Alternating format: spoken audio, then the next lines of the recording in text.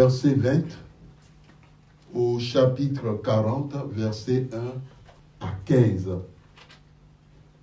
Genèse, chapitre 39, verset 20 au chapitre 40, verset 1 à 15. On va, selon la grâce de l'Éternel, on va demander à notre frère Herman de venir nous lire la parole de Dieu. Amen. Amen. Genèse chapitre 39, verset 20 à la fin, et le chapitre 40, verset 1 à 15. Genèse 39, verset 20 à 23, et le chapitre 40, verset 1 à 15. Merci. La parole de Dieu dans le... Amen. Amen. Je lis la parole de Dieu au nom de Jésus. Amen. Il prit Joseph et le mit dans la prison, dans le lieu où les prisonniers du roi étaient enfermés. Il fut là en prison.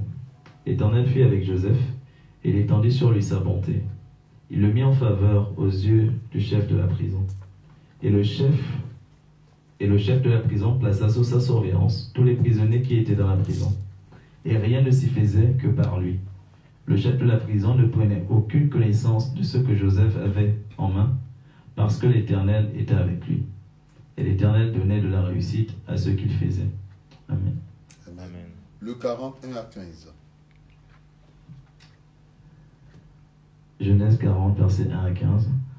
Après ces choses, il arriva que les chansons et le panetier du roi d'Égypte offensèrent leur maître, le roi d'Égypte. Pharaon fut irrité contre ces deux officiers, le chef des échansons et le chef des panetiers. Et il les fit mettre dans la maison du chef des gardes, dans la prison, dans le lieu où Joseph était enfermé. Le chef des gardes les plaça sous la surveillance de Joseph, qui faisait le service auprès d'eux. Et ils passèrent un certain temps en prison. Pendant une même nuit, les chansons et le panetier du roi d'Égypte, qui étaient enfermés dans la prison, eurent tous les deux un songe, chacun le sien, pouvant recevoir une explication distincte. Joseph, étant venu le matin vers eux, les regarda, et voici, ils étaient tristes. Alors il questionna les officiers de Pharaon, qui étaient avec lui dans la prison de son maître, et il leur dit, « Pourquoi avez-vous mauvais visage aujourd'hui ?» Ils lui répondirent, « Nous avons eu un songe, et il n'y a personne pour l'expliquer. » Joseph leur dit, « N'est-ce pas à Dieu qu'appartiennent les explications? Racontez-moi donc votre songe. » Le chef des échansons raconta son songe à Joseph et lui dit, « Dans mon songe, voici il y avait un cep devant moi. Ce cep avait 3 sarments. Quand il eut poussé, sa fleur se développa et ses grappes donnèrent des raisins mûrs. La coupe de Pharaon était dans ma main. Je pris les raisins, je les pressai dans la coupe de Pharaon et je mis la coupe dans la main de Pharaon. Joseph lui dit, « En voici l'explication. Les 3 sarments sont 3 jours. Les 3 sarments sont 3 jours. Encore 3 jours.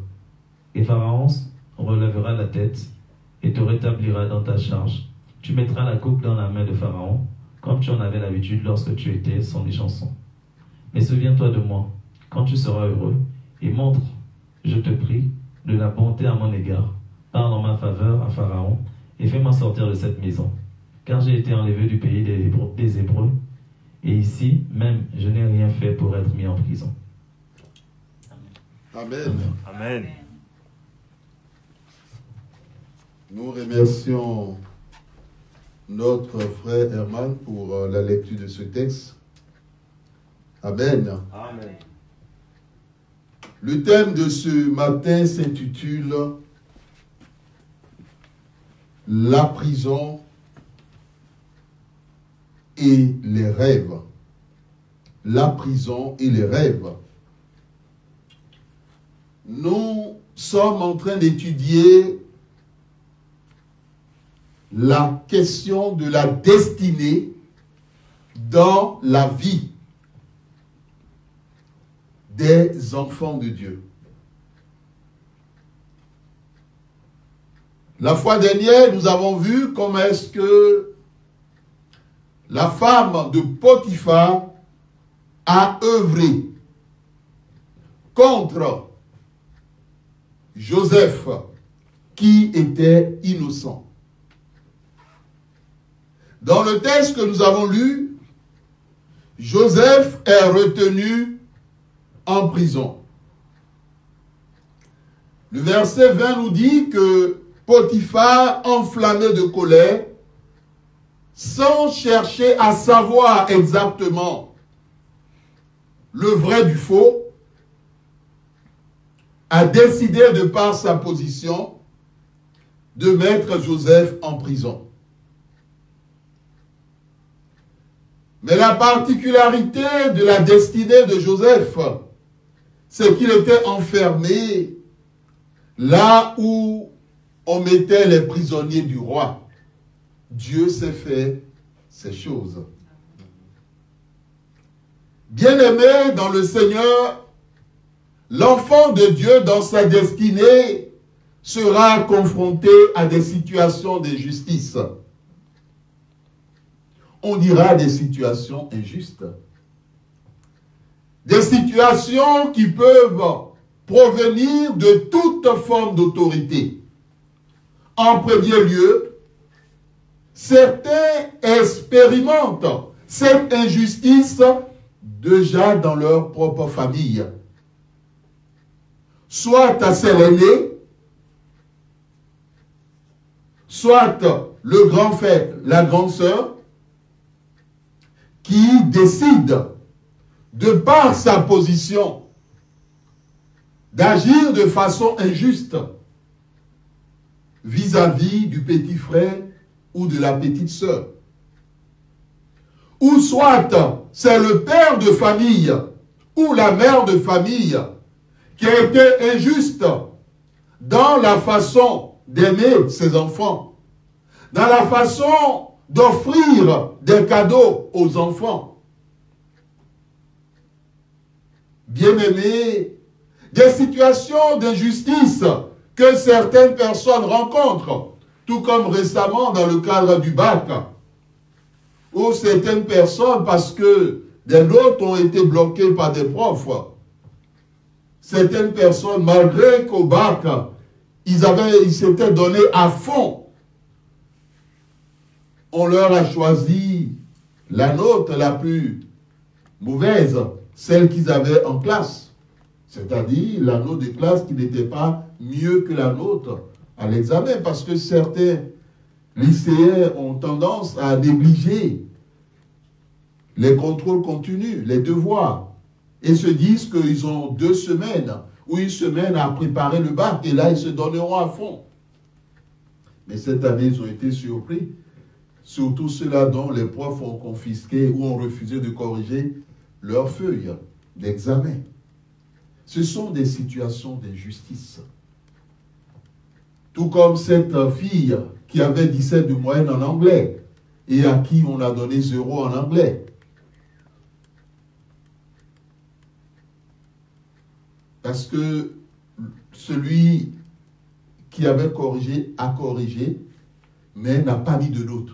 Et puis finalement, eux, ils ont décidé au niveau du jury de mettre 0. Bien-aimés, ce sont des situations d'injustice, mais des situations face à l'injustice, il ne faut pas rester les bras croisés. Parce que cette fille et sa mère, avec le chef d'établissement, avec les professeurs, ils n'ont pas laissé la faire parce qu'au début, la mère, la fille seule ont tenté, mais 0, les personnes ont dit qu'ils ne vont rien changer, que l'essentiel c'est que la fille était réussie à son bac. Et les parents ont dit non. Et finalement, la chose a été réglée, la copie a été corrigée. Des situations de justice dans le lieu de travail.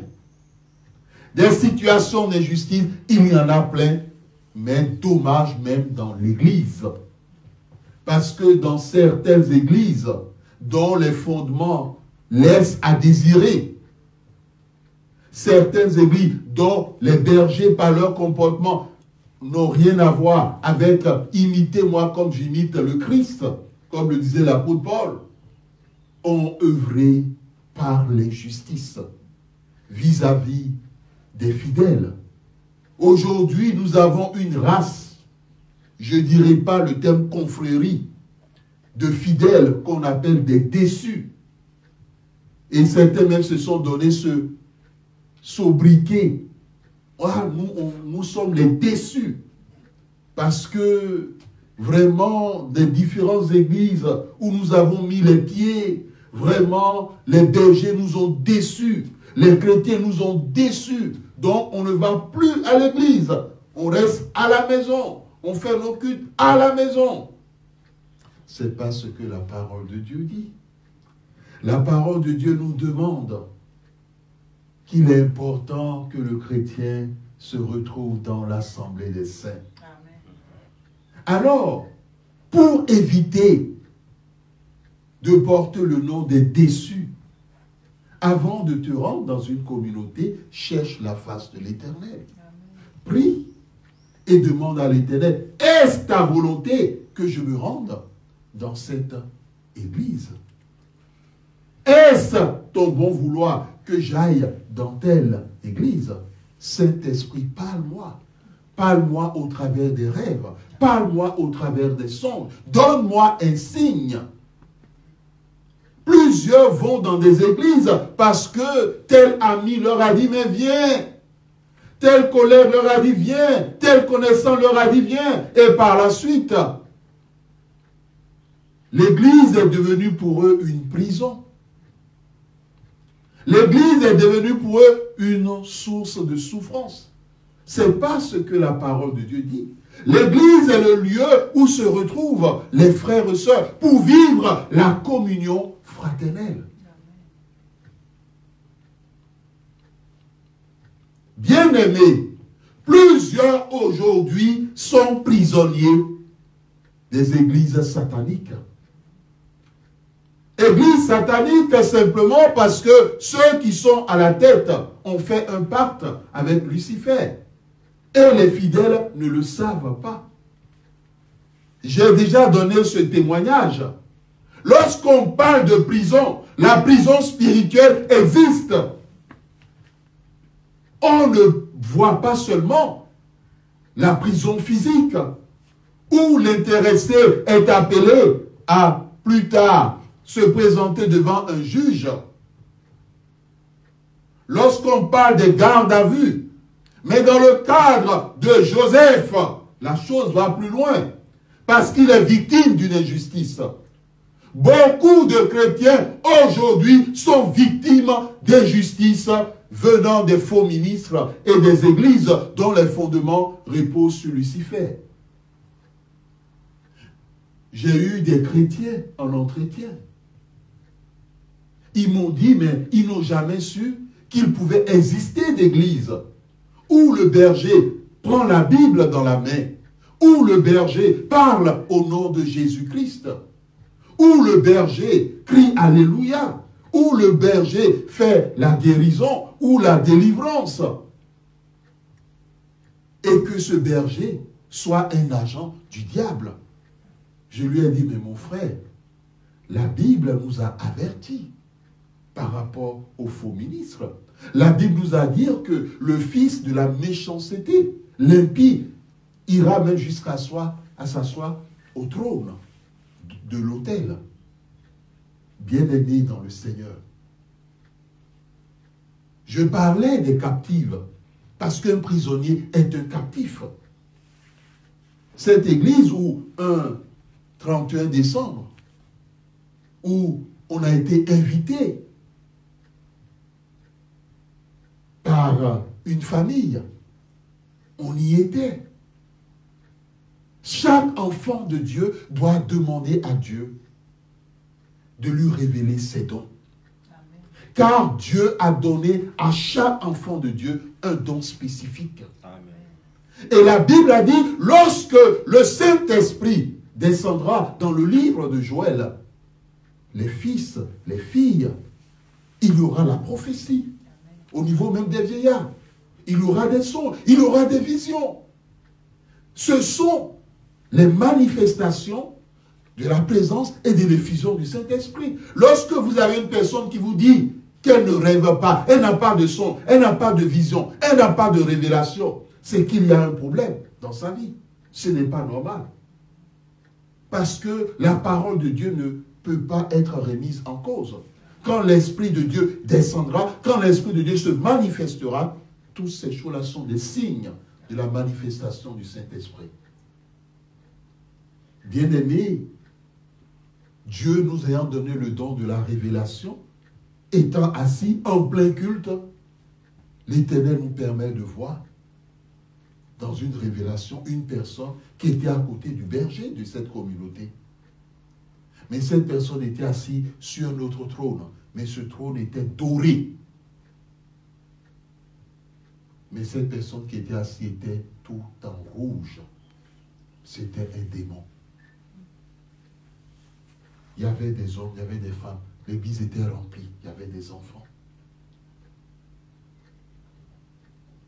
Les autres ne voyaient pas. La Bible dit, mon peuple meurt faute de connaissance. À un moment donné, le chrétien doit se révolter pour dire, Seigneur, voici ce que tu as dit dans ta parole. Tout comme la Bible qui dit, voici les signes et les miracles qui accompagneront ceux qui auront cru. Est-ce que ces signes, tu les vois dans ta vie? Ils imposeront les mains aux malades et les malades seront guéris. Ils prendront des breuvages mortels et cela ne leur fera rien. Or, le mal, aujourd'hui, on entend des chrétiens qui ont perdu la vie parce qu'ils ont été empoisonnés. Il y a quelque chose qui n'est pas normal. Parce que là, on a fait un breuvage mortel. Selon la parole, rien ne doit arriver à ce chrétien. Rien ne doit arriver à ce chrétien. Il y a eu des cas. C'est ce pourquoi, lorsque des chrétiens constatent la main de Dieu, la puissance de Dieu dans la vie d'autres enfants de Dieu, ils doivent se dire, mais pourquoi pas dans ma vie? Il y a quelque chose qui ne va pas. Sous quelle autorité es-tu? Est-ce l'Éternel ou est-ce le diable? À un moment donné, Élie disait au peuple d'Israël de choisir, d'arrêter de clocher des deux côtés. Si l'Éternel est Dieu, qu'ils aillent à l'Éternel. Mais dommage, à l'époque, aucun n'a pris la décision de servir l'Éternel. Bien-aimés, ce 31 décembre en question, les gens devaient entrer dans la nouvelle année. Et il y avait la Sainte Seine ce jour-là. Et au moment de la scène, l'Éternel nous montrait comment est-ce que le berger de la communauté remettait cet couple-là à l'esprit qui était à côté de lui. Et ce dernier de verser du sang dans la coupe et de remettre à nouveau au berger concerné.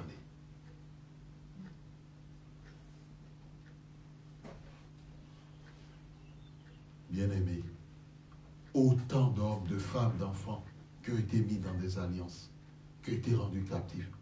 Nous nous sommes sortis quand nous avons vu cela. Et après, nous avons appelé l'une des filles de cette famille qui nous a invités et nous leur avons dit, voici la révélation de l'Éternel. Voici la révélation de l'Éternel. Ce berger, Dieu ne le connaît pas. Jésus nous a avertis, il a dit, plusieurs diront, n'avons-nous pas chassé des démons en ton nom? N'avons-nous pas annoncé, évangélisé en ton nom? Et Jésus dit, je leur dirai que je ne vous connais pas. Éloignez-vous de moi. Nous avons besoin en tant que chrétiens du discernement.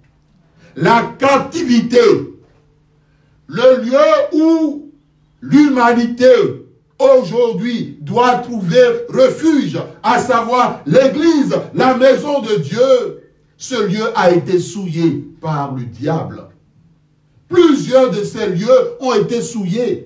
Plusieurs de ces communautés ont été souillées par le diable. Et ce n'est pas quelque chose de nouveau.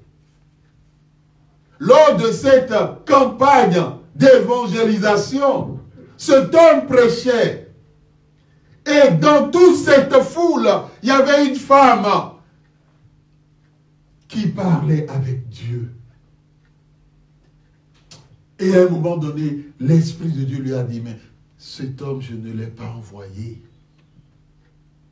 Alors, il s'est approché tout près de l'intéressé en lui disant, mais tu n'es pas un disciple de l'Éternel, tu n'es pas un serviteur de l'Éternel. Et la personne lui répond, oui, qui n'est pas un serviteur de l'Éternel. Mais c'est la mission que le diable lui a confiée. Et aujourd'hui, c'est de cette façon qu'ils peuvent mettre plusieurs âmes en captivité.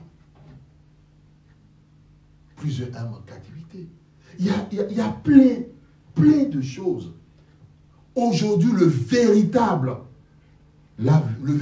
combat, c'est que les chrétiens, ceux-là qui aiment l'Éternel, qui sont captifs, que l'Esprit de Dieu descende ce matin. Amen. Pour visiter toute l'humanité, pour visiter le monde entier, Amen. Afin de les sortir Amen. Des chaînes, de les sortir des jours, de les sortir des prisons Amen. Où ils sont retenus captifs et captifs. Amen. Éternel, c'est ce que nous te demandons ce matin. Amen. Parce que tu es un Dieu vivant. Amen.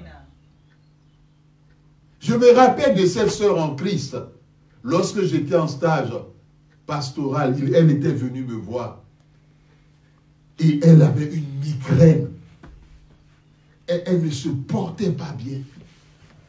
L'Éternel a voulu qu'elle vienne me voir. Elle avait une migraine. Elle dit, ah mais, quand j'ai vu son j'ai dit, mais qu'est-ce qui ne va pas, ma soeur? Elle dit, ah, homme de Dieu, ça ne va pas. Il y a cette migraine, j'ai des maux de tête, le rhume, et elle a tout, elle était fébrile. Pour elle, elle avait affaire à la grippe. Et nous avons discuté, parlé à la fin. Bien sûr, quand je reçois, je prie toujours au début.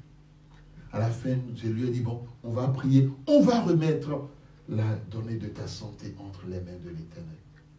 Et au moment où nous prions avec elle, nous avions vu cette sœur, les chaussures dans les mains. Les chaussures, on les porte où? Les sandales. Ou les chaussures, on les porte aux pieds. Mais elle avait ses chaussures dans les mains. Ce sont les mains qui portaient les chaussures. Les deux chaussures étaient portées par ses deux mains. Et on la voyait, elle était en train de courir. Les deux chaussures dans les mains. Et à un moment donné, on l'a vue sur un mur. Devant un mur, plutôt. Et elle a commencé à taper le mur avec la chaussure. Et nous avons arrêté là après. Nous avons dit, mais ma soeur, voici ce que l'Éternel vient de révéler. Ça te dit quelque chose? Elle dit, ah oui. J'ai dit, mais qu'est-ce qu'il y a? Et c'est là qu'elle se réveillait. C'est comme si elle était dans un sommeil. Mais c'était le week-end dernier. J'ai été à une campagne d'évangélisation en plein air. Et celui qui prêchait, à un moment donné, nous disait sauter. On sautait. Il nous disait levez les mains. On levait les mains. Il nous disait agenouillez-vous, on s'agenouillait. Il nous disait enlevez vos chaussures. On enlevait. Il nous disait portez vos chaussures. Courez maintenant. Et tous couraient. Ça, c'est de la sorcellerie. Tapez le mur. Il tapait. Revenez. Mais cela nous rappelle cette donnée qui a circulé sur YouTube, où tous les fidèles sont sortis pour aller brouter de l'herbe, comme des animaux. Mais c'est une abomination. C'est de la captivité. C'est tout un ensemble de chrétiens et de chrétiennes captives et captifs. Beaucoup de serviteurs et de servants de Dieu sont des ministres du diable et maintiennent des enfants de Dieu pour lesquels Jésus-Christ a versé son sang en captivité. C'est ce pourquoi nous demandons justice à l'Éternel. Amen. Pour tout cela. Pour que l'Éternel les sorte de cette captivité, des griffes de ceux qui les maintiennent dans cet état. Bien-aimés, la captivité, c'est aussi le témoignage de cette sœur en Christ. Je ne sais pas pourquoi aujourd'hui l'Éternel permet que nous nous appuyions plus sur les témoignages de cette sœur en Christ qui, après 5 ans de mariage, ne pouvait pas accoucher. Elle n'accouchait pas. Elle passait son temps à pleurer.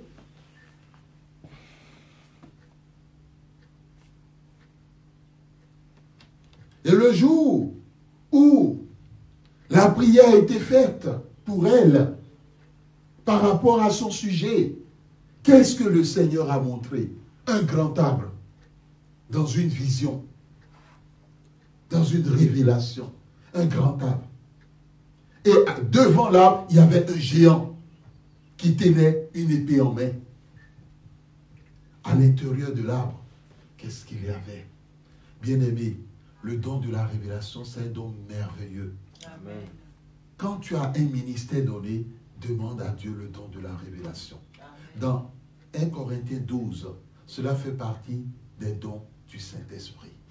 Le charisme. Amen.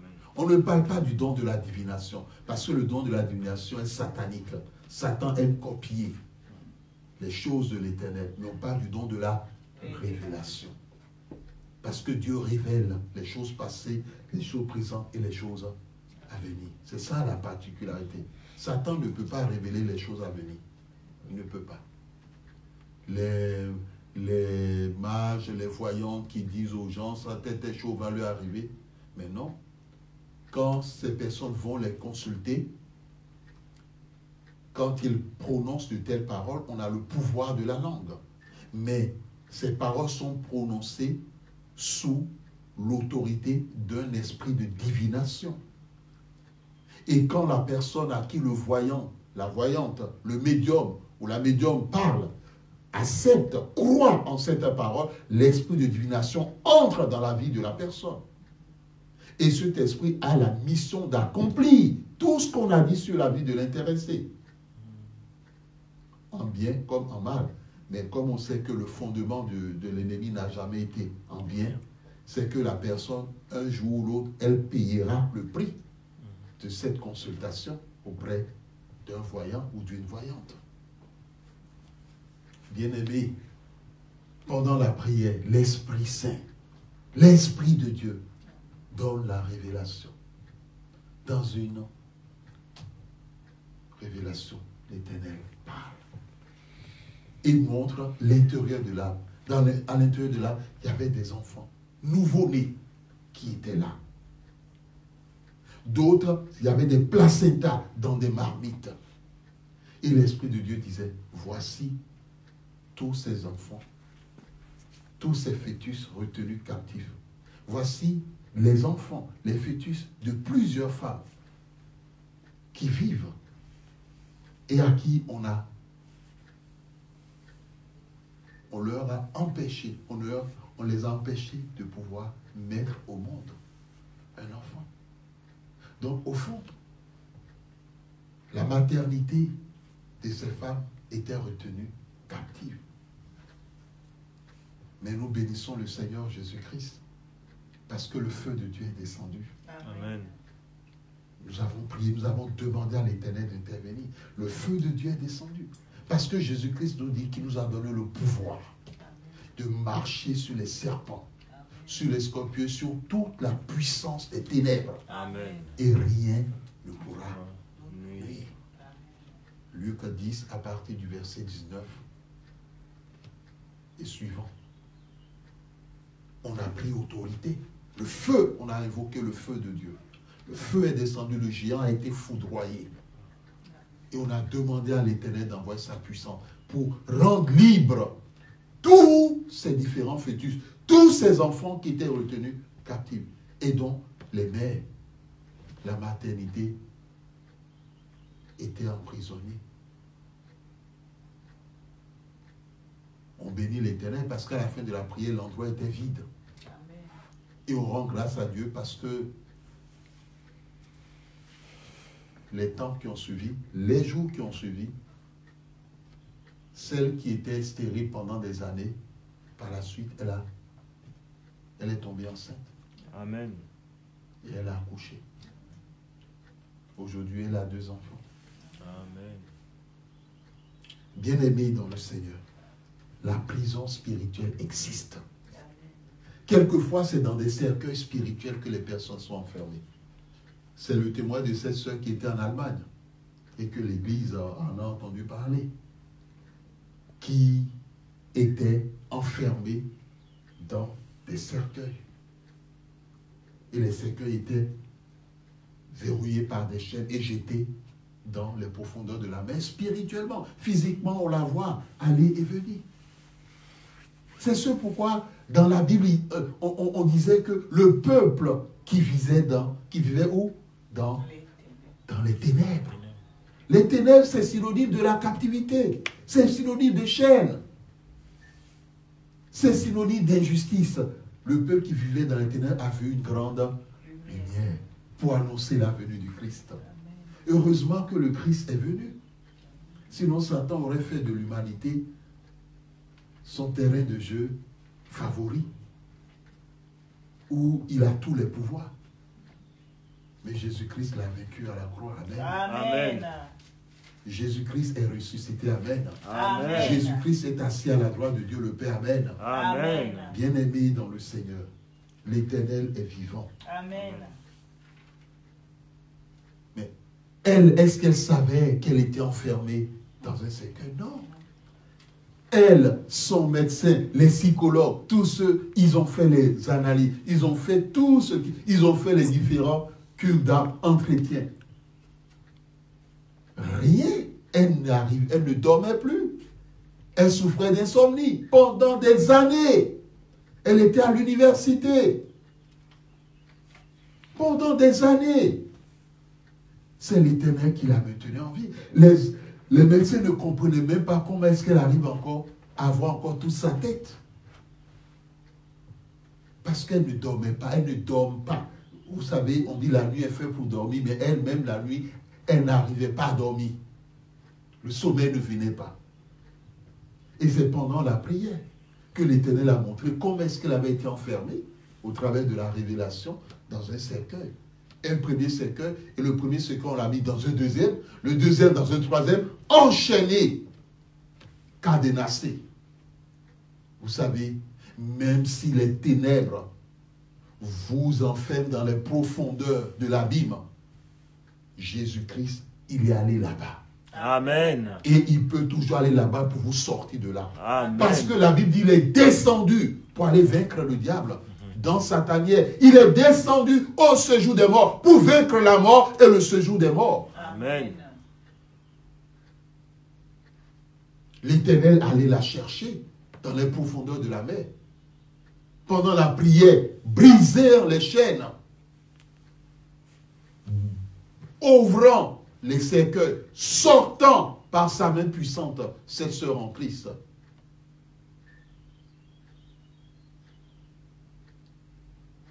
Le lendemain, elle nous appelle.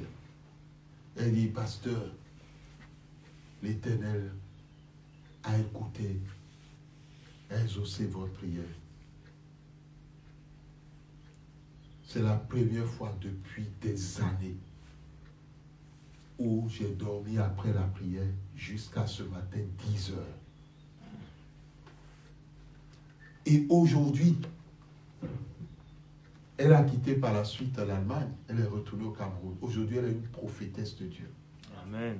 Elle a décidé, par rapport à ce que Dieu a fait dans sa vie, de servir l'Éternel. Et c'est ce que la Bible dit dans Éphésiens, que Jésus-Christ a libéré des captifs. Vous avez déjà lu ce texte. Allons dans Éphésiens. Et il en a fait des dons aux hommes. La captivité est une réalité spirituelle. Et nous ne devons pas négliger cette vérité. Nous ne devons pas négliger cette vérité. Éphésiens chapitre 4. Or, que signifie à partir du verset 9, il est monté sinon qu'il est descendu dans les régions inférieures de la terre. Celui qui est descendu, c'est le même qui est monté au-dessus de tous les cieux, afin de remplir toutes choses. C'est lui qui a donné les uns comme apôtres, les autres comme prophètes, les autres comme évangélistes, les autres comme pasteurs, en vue de l'édification. Amen. Amen. Donc, l'Éternel, il est allé nous chercher pour faire de nous des dons pour l'Éternel. Le verset 8 dit, c'est pourquoi il est dit, il est monté dans les hauteurs. Il a mené quoi? Des captifs. Des captifs. Et il a fait des dons aux hommes. Donc, voici la réalité de Dieu. Donc, Joseph, injustement, se retrouve en prison. Plusieurs que vous connaissez, même dans vos familles, vous les verrez, bonjour, bonsoir, mais plusieurs sont dans des chaînes. Plusieurs sont dans des chaînes. Certains ne le savent pas. D'autres le savent parce qu'ils constatent que dans leur vie, ça ne va pas. Ils sont intelligents, mais ils ne réussissent pas. Ils ont les capacités pour être heureux dans leur vie, mais ils ne sont pas heureux. Ils sont intelligents, ils déposent des demandes d'emploi. Zéro. C'est comme si on les oubliait. C'est comme si leur dossier, le recruteur n'a jamais vu le dossier. Il y a de ces cas. Il y a même des cas dans cette famille où toutes les filles sont captives de l'esprit de la famille avec lequel les parents ont fait alliance, à savoir les esprits des eaux. Et la mère, heureusement que celle-là était un enfant de Dieu, la mère a eu au moins, l'Éternel a frappé sa langue pour qu'elle dise à sa fille, mais est-ce que tu ne sais pas que dans notre famille, les filles ne se marient pas? Ils savent quelle alliance ils ont fait. Il y a beaucoup de familles où les enfants ont été vendus. Les enfants ont été livrés en captivité aux puissances, aux forces obscures. Parce que les parents, à un moment donné, ont décidé d'entrer dans la sorcellerie. Les parents ont décidé de faire un pacte avec Lucifer. Certains parents, au travail de la franc-maçonnerie, ont décidé d'être riches et de sacrifier la vie de leurs enfants, la vie d'un membre de leur famille, afin de prospérer. Mais à quoi sert-il et que sert-il, comme dit Jésus-Christ, à un homme d'avoir tout cela s'il perd son âme? Ces choses sont des réalités. Il y a un enfant de Dieu que nous connaissons très bien. Il était catéchiste. Il avait le don de la guérison. Un jour, il était étudiant à l'université. Il a lu un ouvrage qu'il a acheté à l'université. Mais il ne savait pas que le diable aujourd'hui, certains ouvrages lui sont consacrés avant d'être vendus. Et lui, en lui lisant l'ouvrage, l'esprit qui était associé à l'ouvrage est entré dans sa vie. Et il a commencé à s'intéresser à la franc-maçonnerie. Et à sa fille, la Rose-Croix. Et à un moment donné, il a atteint un niveau donné dans ce mouvement. Quand les gens venaient pour leurs problèmes, c'est lui qui était là, qui s'en occupait. Jusqu'au jour où on lui a dit de marcher sur la croix de Jésus-Christ. C'était le non-retour. Et au moment où il voulait le faire, il a dit, une vision est apparue, une grande lumière. Et il se voyait en train de dire aux chrétiens, Jésus-Christ est Seigneur. Jésus-Christ est Seigneur. Il n'y a pas d'autre Dieu. Il n'y a pas d'autre Seigneur ailleurs. Jésus-Christ est Seigneur. Et là, il a été secoué. Et il a dit de lui laisser le temps de la réflexion. Il a fait demi-tour. Et c'est lui qui nous disait, comment est-ce que les gens venaient? Ceux qui voulaient être riches partisaient. Comment est-ce que la vie d'un homme peut dépendre d'une poule? Il disait dans un endroit donné, une concession, la personne venait, elle disait qu'elle voulait être riche. Et on lui disait, cela dépendra s'il veut être riche, qu'il sache que le nombre d'années qu'il passera sur sa terre sera limité. Et que le nombre d'années dépendra du nombre de maïs que la poule aurait picoré. La poule est dans l'enclos. Monsieur, attends, on jette les graines et la poule commence à picorer. À chaque graine correspond un nombre donné d'années. Et en fonction du nombre de graines picorées par la poule, sera son année de richesse. Mais après cela, son âme revient d'office au diable. Bien-aimé dans le Seigneur, la prison. La prison. Aujourd'hui, l'Éternel a voulu, on pensait que nous allons basculer sur le rêve, mais l'Esprit de Dieu a voulu aujourd'hui nous entretenir sur la réalité des prisons spirituelles. Des choses que nous ne devons pas négliger. Ne nous disons pas, mais pourtant je n'ai rien fait. Ça ne sert à rien. Parce qu'il y a des chrétiens qui disent ça. Mais pourtant je ne lui ai rien fait. Pourquoi est-ce qu'il m'en veut comme ça? Pourquoi est-ce que mon oncle s'en est pris ainsi à moi? Pourquoi mon oncle veut ma mort? Mais non. L'injustice, c'est tout. La méchanceté. Voici des réalités. Ainsi, mon frère, ma soeur, si tu constates que dans ta vie, tu n'avances pas, et que tu es toujours au même endroit, c'est que tu es en prison. Alors demande à l'Éternel d'envoyer le Saint-Esprit, d'envoyer son Fils te sortir de cette prison. Parce que la Bible nous dit dans Éphésiens, lorsque le Fils intervient pour sortir un enfant de Dieu de la prison, qu'est-ce qu'il fait? Il amène la personne en hauteur. Donc, il accomplit l'œuvre de l'élévation et après, il les utilise pour la gloire de l'Éternel. Bien-aimés dans le Seigneur, l'Éternel est vivant. Il y a assez de témoignages où l'Éternel nous montre que les ténèbres peuvent emprisonner une personne, peuvent emprisonner un domaine de la vie de cette personne. Et la personne sera en train de souffrir sur cette terre. Or, toutes ces richesses, toutes ces bénédictions, quel que soit le domaine, sont entre les mains de ses ennemis. Donc, lorsque tu demandes à Dieu de te sortir de la prison pour te propulser à l'élévation, il faut que tu lui demandes aussi de sortir chaque domaine de ta vie de toute prison.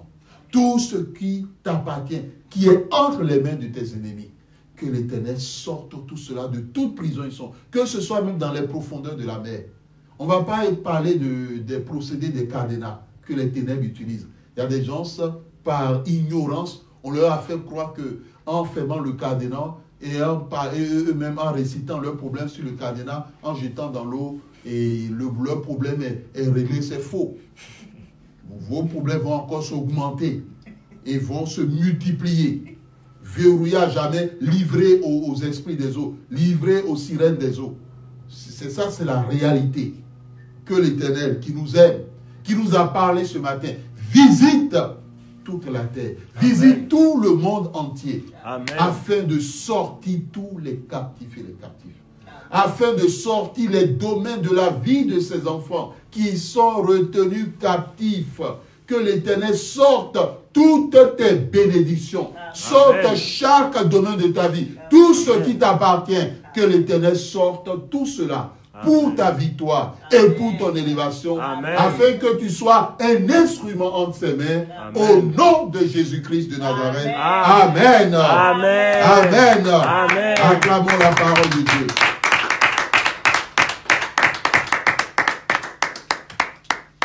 Nous voulons dire merci à l'Éternel pour la grâce qu'il a donnée à l'église protestante Béternel. Avant, nous étions église protestante Béthel. Mais l'Éternel nous a dit, il faut changer de nom.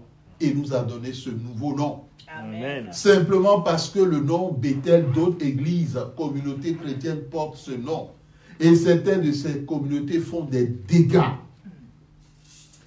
Ne sont pas dignes du Christ, ne sont pas par rapport à leur faux témoignage, par rapport à tous les dégâts qu'ils font dans la vie des enfants de l'Éternel. Et plusieurs qui voient le nom Église protestante Bethel, sans le savoir, cherchaient à nous assimiler à ces communautés. Or, nous n'avons rien à voir avec ces communautés. Et pour éviter que l'amalgame continue, le conseil d'administration, toute l'Église s'est réunie sous la direction de l'Éternel et le nouveau nom, Église protestante Béternelle. Ce n'est plus Église protestante Bethel, mais Béternelle. Ça pour sauvegarder notre témoignage. Et pour que l'œuvre de l'Éternel en matière de guérison, délivrance et miracle ne soit pas ternie, ni touchée. Et pour que l'Église soit remplie. Amen. Que le nom du Seigneur soit béni. Amen. Amen.